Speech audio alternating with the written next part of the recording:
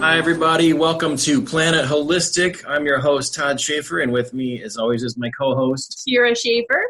And we have an amazing guest for you today. We have the amazing, incomparable, incontrovertible, beautiful, amazing Anna Evans with us today.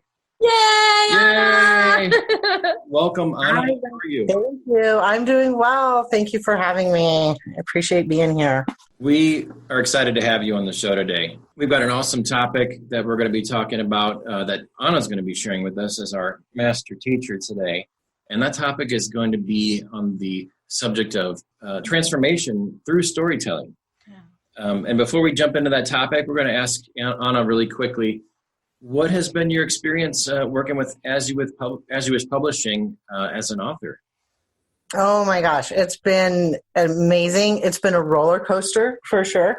I was invited by a friend to participate in the Healer book, which was phenomenal.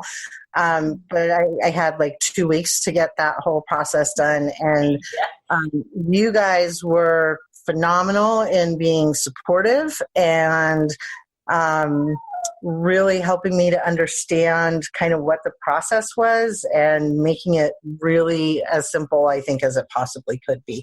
So I appreciate that. And with that experience being so good, I'm now signed up on 2 more books that are coming up. You are, and you've brought your friends and your family and the people you love to be a part of it. Yeah, and it's been, and even that has been an exciting adventure. We were all helping one of the authors that's coming up, Ben Evans, to work on his story and help him edit it the other day. And it was really cool just to have 4 authors together doing that. And, you know, when we posted it, we had several other from Denver who were like, yay, can we come? Yeah, I saw that. It was great. You had Sarah, you, Nicole, and Ben. I think we're all out there. So very excited. Thank you so much for bringing the family on board. Yeah, we appreciate that. It's a big compliment. Before I forget, what's your zodiac sign, Anna? I'm a Libra. Libra, cool. All right. Get that balance. I got a lot of air in my I am full, things are slightly out of balance and everything falls apart in my head. So it's been a lot of time balancing. Right. Yeah. All right. Well, let's dive into our topic. What can you tell us and share with our listeners about transformation through storytelling? How do you use that in your business, and how do you help people with that? Oh gosh. So as we were talking earlier, so much of it came from my own experience. I have a lot of trauma in my background, a lot around domestic violence and stalking. And I've been super, super blessed to have just amazing people in my life who are always pointing me in the direction where I was growing and healing in different ways, in a lot of ways that I didn't even understand. So part of that process was being invited to speak and tell part of my story to nursing students who are getting ready to go on their emergency room rotations. And so I did that, and it was really powerful. It was powerful for me in that at the very beginning that it was really cathartic for me to be speaking in a place where people were helping survivors, but not necessarily knowing what was needed. So being able to kind of help in that process. Eventually, I ended up speaking in prisons, working with inmates who were on their pre-release programs, and then testifying on some legislature around domestic violence issues. And what I found was, like, as time went on and I was telling the story, different iterations in different contexts, but this transformation was happening to where the story wasn't quite as impactful for me. And when I say that, I mean, I was healing from those wounds. And so it wasn't so emotional for me to tell the story. There started to be a little bit of detachment and separation, and a little bit more and more as it went on. But it was still my story to tell, And there was just this realization that so much positive could come from telling the story. But then it becomes, instead of it becoming about me healing, it becomes about how we can help other people heal. So I really just took that experience of mine and converted it into like helping other people, especially around trauma, significant trauma, to be able to tell their stories. And in different ways, because, not like I said, not everybody wants to testify in the legislature or speak in front of crowds, and that's okay. But the other thing that telling the story did, and being really, really honest about my part in that story too, was that it created an enormous amount of healing for my kids. And now, my grandkids are being born, and so they're reaping the benefits of that. Yeah.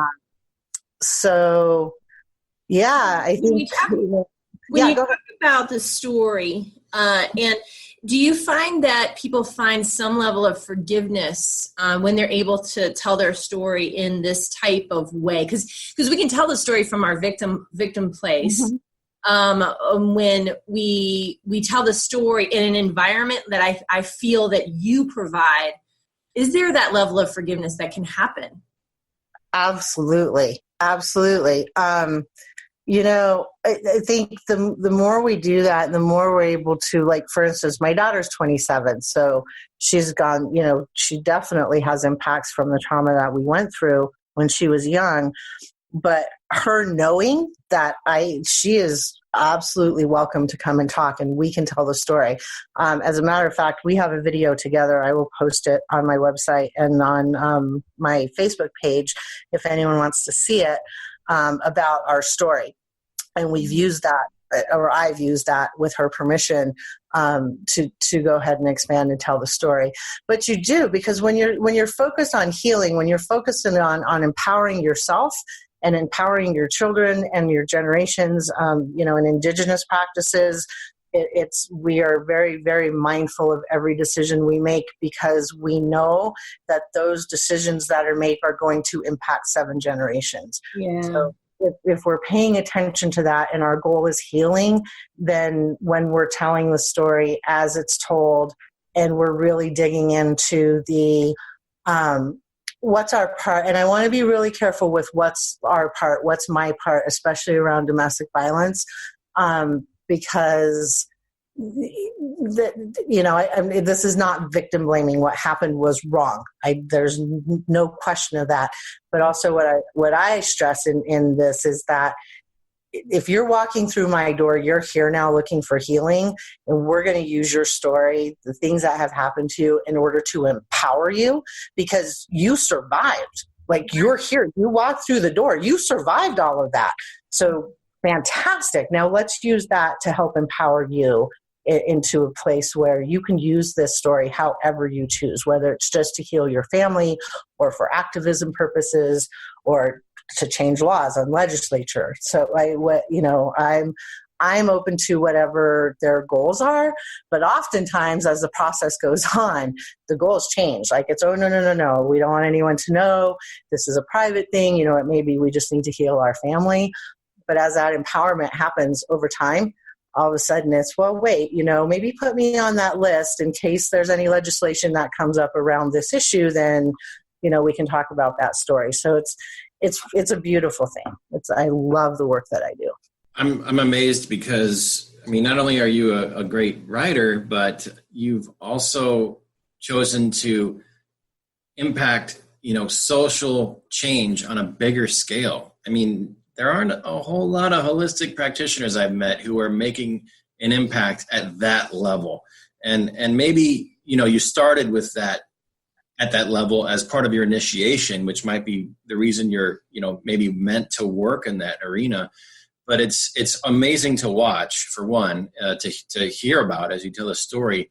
And I think it's also really empowering that you can make such a impact on people's lives. I see you stopping cycles of abuse in a major way, and not just for people as clients, but also influencing the social fabric, as it were. And that's just amazing to me to watch. Well, thank you so much. I'd like to share the story of how I ended up working in the prisons, because I had zero interest in working with inmates. None. And the group that I was working with, one of our speakers, she was booked and she got sick, and she was a very dear friend. So she asked me to go and cover for her. So I said, okay, I'll go this one time. And I got in the car with Joe Kanata. He's one of our speakers, and he is our chaperone, if you will, for when we go to the prisons. And I didn't even know where we were going, you guys. I just got in the car. I'm like, okay. And I asked him about it when we were driving, and he literally pulled the car over and he looked at me and he said, so we're going to Florence and we're going to the maximum security prison, and there should be about 60 inmates there. And I was just like, nothing ever happens to me simply. Like, I don't use anything. It's like trial by fire every time. Yeah. So we got there and we told the story, and it was so incredibly powerful. These men were so thankful that we had driven to see them, to spend time with them, even if it was to tell the stories. And now we tell our stories. Now, I told my story about domestic violence and stalking. Joe lost his daughter to murder. And so he tells that story, and also the story about how he had some laws change, which definitely impact those inmates. So what I realized in talking to them was the level of trauma they themselves have, and that they are forgotten people. Like, once those gates close behind them and that sentence starts, it's like they don't exist anymore, and they know it. They're very, very aware of it. And we're not going to heal anyone or change anything by forgetting that they're there. So that's how I ended up continuing to do that. But here's the transformation. Here's the beautiful part. Joe and I went back a couple more times, and a couple of years ago, we were, both of us, exhausted. We were tired. We were wondering what impact we were having. And separately, we talked about it on the way down, but separately, we had both decided we were done. We weren't going to do this anymore. I had actually written my resignation letter on a Friday. I was going to turn it in on Monday.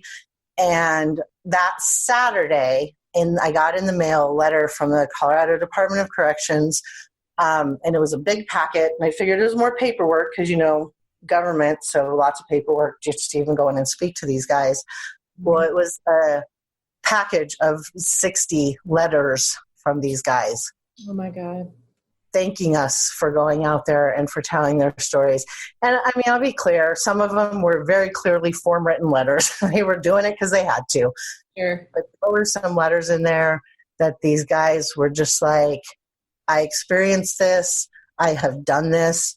I want to know how to change this. Wow. Want to transform this. And so we and Joe were driving down about a month after that happened for me back to the prison, and I was telling him about it, and he just looked at me and he was like, yeah, me too. Same exact weekend. He's like, I was done. And then I got the packet. So we decided to tell the inmates that story. And we told them that. And one of the inmates stood up and he said, you guys come in here and you tell your stories about the ripple effects of our actions. And he said, but it has never until now occurred to me that I could cause a ripple with a positive impact. Wow. He said, so with me writing that letter will get you guys to continue to do what you do and come in here and tell us your stories, then I understand that I made a positive impact in the world. And I am part of making a change in our future. That is unbelievable. So it is huge. Oh my gosh. I was crying. I bet. Were guards crying. There were other inmates crying. It was beautiful. Beautiful. That's incredible. I love this. This is so beautiful, Anna. I want to just sit and talk to you for hours and hours. I would love to. Unfortunately, we do have to wrap it up for today, but this is very moving. And so how can people get in touch with you? Oh, you can email me at anna.evans@givegreatness.com. I am at Give Greatness Now on